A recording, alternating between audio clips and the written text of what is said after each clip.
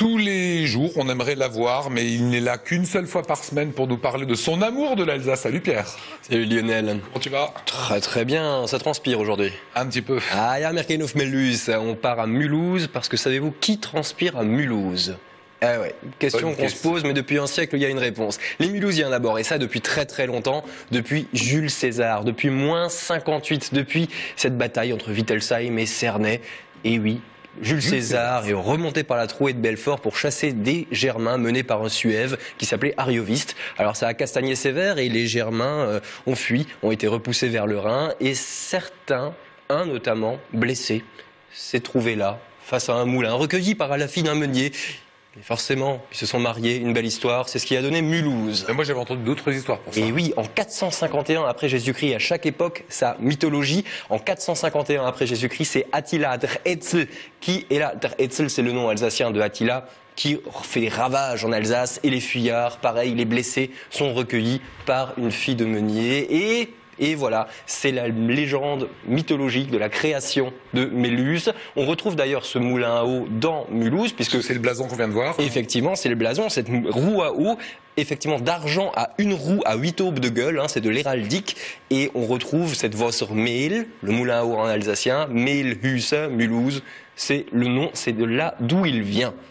Qui transpire alors finalement à Mulhouse? Les Mulhousiens, pardi. Depuis le Moyen-Âge, ils sont obligés de travailler pour tous les monastères qui sont autour dans la région, et des fois jusque dans le nord, en Allemagne, dans le nord de la Pfalz, parce que c'est très loin ces monastères, il faut que les Mulhousiens travaillent, mais l'essor industriel véritable, c'est 1798, 6 000 habitants. 1900, 15 fois plus. 90 000 habitants en 102 ans, 15 fois plus, parce que les usines essor économique, essor industriel, il y a beaucoup de boulot, tout le monde vient à Mulhouse et tout le monde sue. Ah bah, mais une personne plus que les autres. Le maire, Emil Kaiser, en 1906, décide de récompenser l'ardeur au travail des habitants en mettant un monument à la gloire du travail. Donc, il décide de lancer un concours, mais rien n'est à son goût. Donc il fait d'abord construire le monument de Torolbronn, qui est place de la Réunion, une très grande fontaine, 9 mètres de large, et il veut orner cette fontaine d'un beau monument. Donc il décide de convaincre le conseil municipal d'acquérir une statue à bon prix, parce que la Suisse avait commandé une statue pour l'entrée du tunnel du Lorsberg.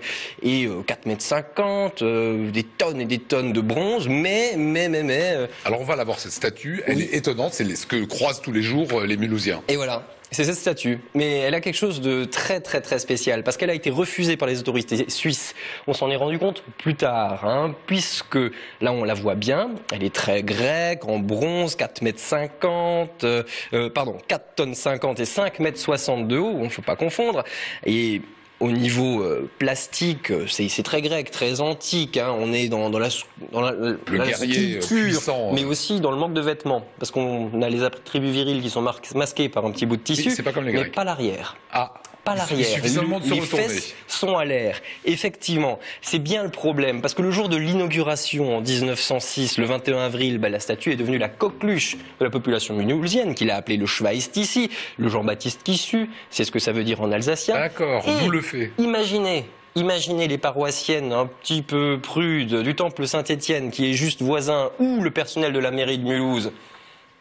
Ça a duré 3 ans. La statue a été déplacée et exilée au parc de Tivoli qu'on vient de voir. Donc, ce Schweißtissi a été la coqueluche et le symbole de Mulhouse, mais a été dégagé très très vite. Le problème, Seconde Guerre mondiale, les nazis réquisitionnent tous les métaux, donc ils veulent faire fondre cette statue. Mais le bronze est de mauvaise qualité. Catastrophe. Qu'est-ce qu'on fait? On la garde cette statue, on l'a remise, elle revient en 1950 dans le jardin du Tivoli et sera réexposée en 1990 sur la place de la Réunion avec un socle qui tourne. Vous imaginez un type cul nu qui tourne sur lui-même? Ah, pas mal. Ça, c'est fini. Et c'est fini. Voilà. En 96, une plaque a été apposée pour que la Schweißtissi Brüderschaft, c'est la confrérie du Schweißtissi, elle existe en habit d'apparat, raccompagne la statue au jardin du Tivoli avec cette plaque commémorative qui raconte l'histoire de la statue. Quand je vous disais que ce garçon, c'est absolument